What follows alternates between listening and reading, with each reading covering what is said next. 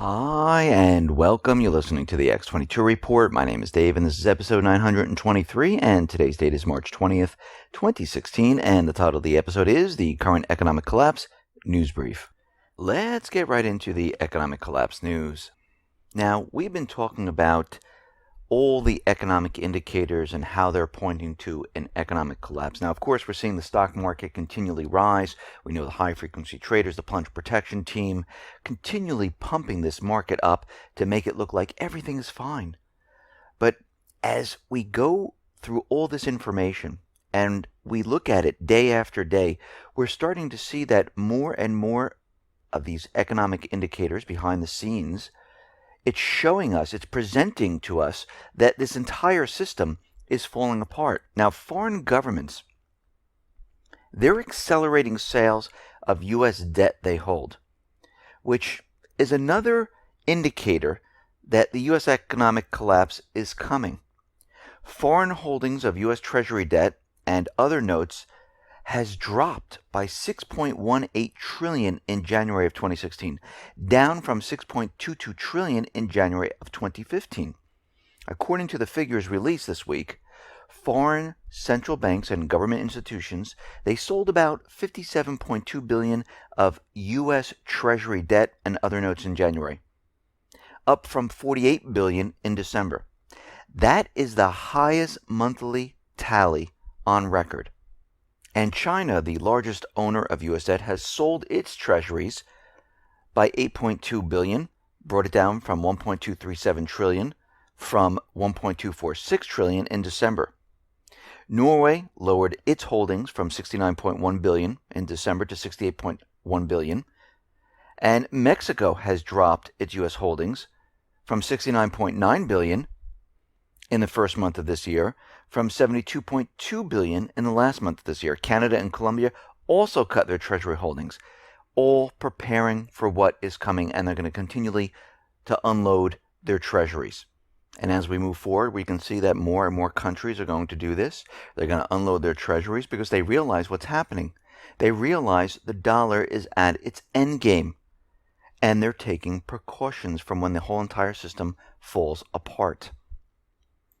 Now, the Obama administration, he is saying that he has the most transparent administration in history.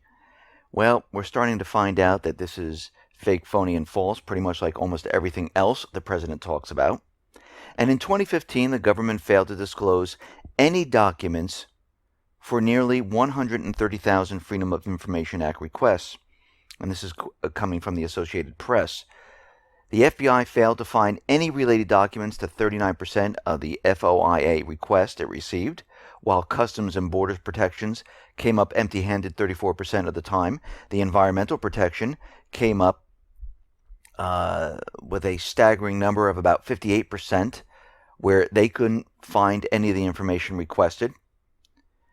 77% of all cases, the Obama administration either censored documents it turned over or simply withheld the releases. That amounted to about 596,000 cases. And also, it set a new record.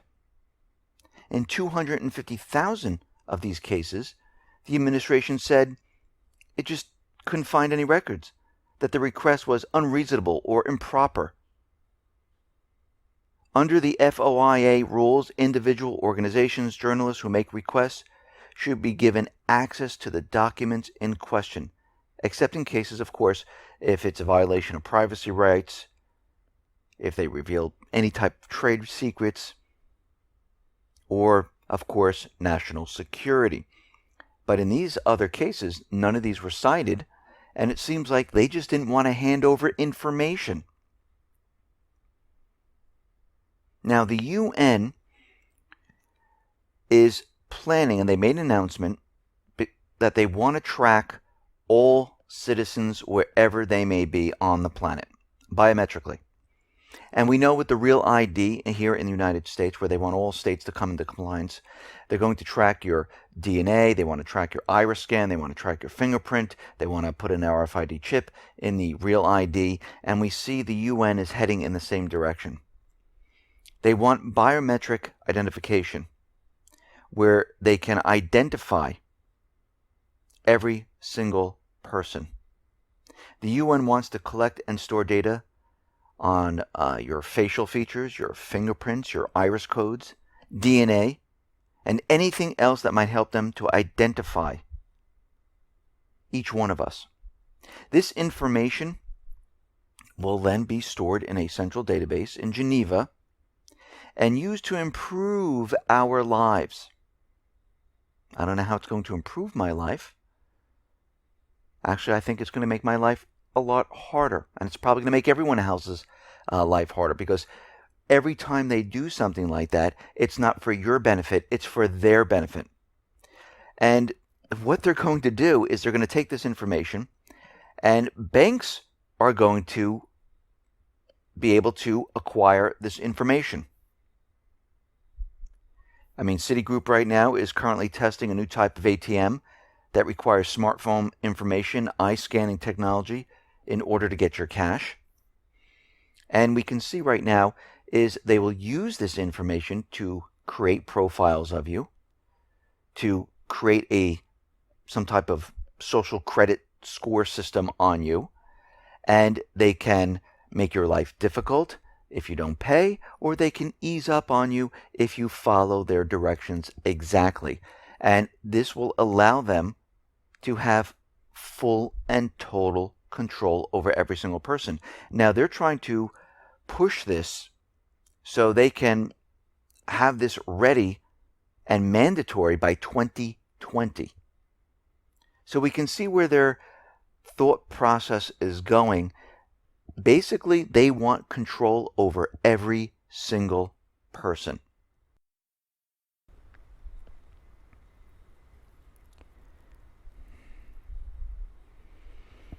Now, out in Turkey, we see on Saturday there was a suicide bomber. It was caught on CCTV, and it's amazing how the camera focused right on the person. They knew exactly where he was going to be. They knew where to focus on. And one thing that I noticed about these CCTV cameras is they really don't prevent anything. Did they prevent what just happened, this false flag? And we can see right now that Turkey is continually having these false flags. Now, of course, this one is a little different, because this one, they've used DNA evidence from the pieces that they picked up, and they knew exactly which family to test them against, and they're not blaming it on the PKK, the TAK.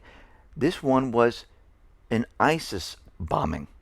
Now, we know Turkey supports the Islamic State. We know they fund the Islamic State. We know they help train the Islamic State. But what they're doing right now is they're having false flags using the PKK. They can't get traction. They're using the Islamic State. And we can see they're doing this in a very short time span to kind of blur the lines that this is kind of one and the same. And we see that Turkey, their main goal is to get into Syria to start a war. They want everyone to realize that they're being attacked by the PKK, by the Islamic State, and they have the right to go into Syria and to push a war. Now, you can see Turkey is cracking down on the Kurdish people inside of Turkey.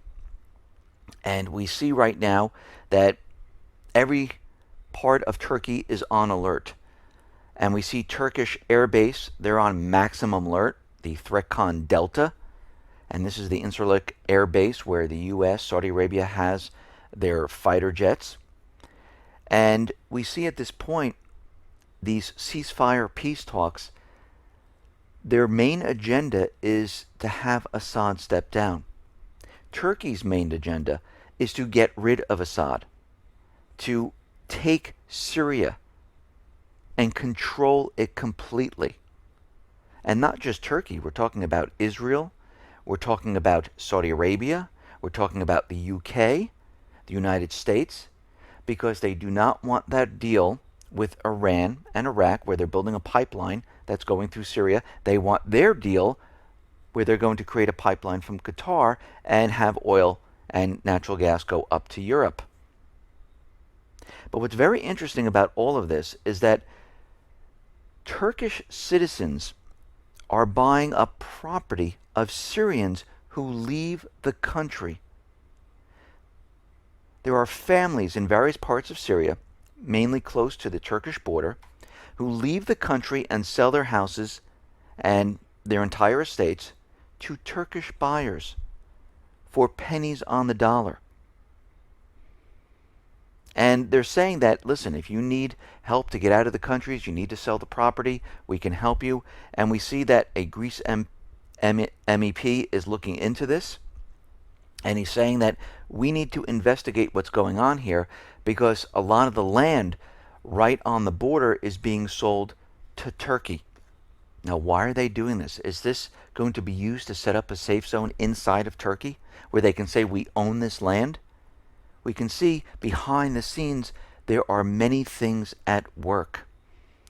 Now we hear from the United States, from England, from France, that we must get rid of social media wherever the Islamic State is. We must close down their accounts because they're taking our people and they're radicalizing them and they're sending them off to fight or maybe use them for lone wolf attacks.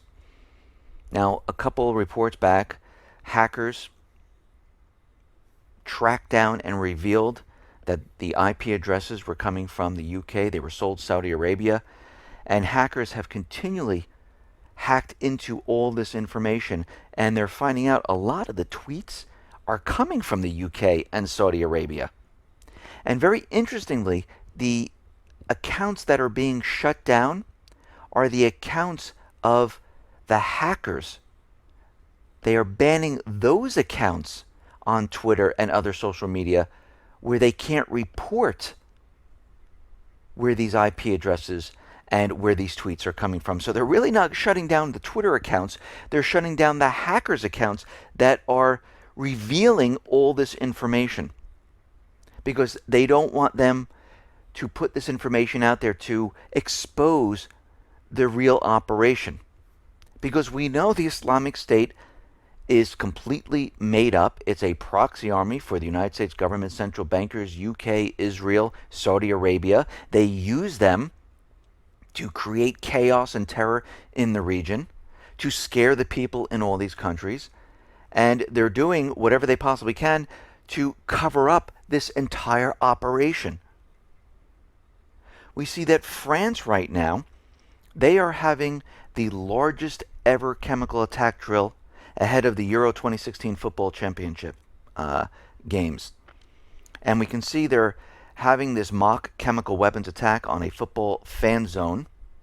And more than 1,000 police and firemen took part in this drill.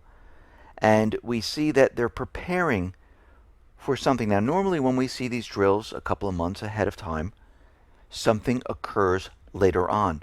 Or sometimes it's just weeks ahead of what is going to happen. So this is a situation where we need to look at this very, very closely to see if something does occur. Because as we know, as this economic situation around the world with the private Western central bankers continually collapses, they're going to have to beef up these false flag events to convince the world that we need to go into this Middle East to reestablish the puppet governments, to go into Syria to remove Assad, even though the ceasefire peace talks are going on, because they can make their case that this is getting out of hand.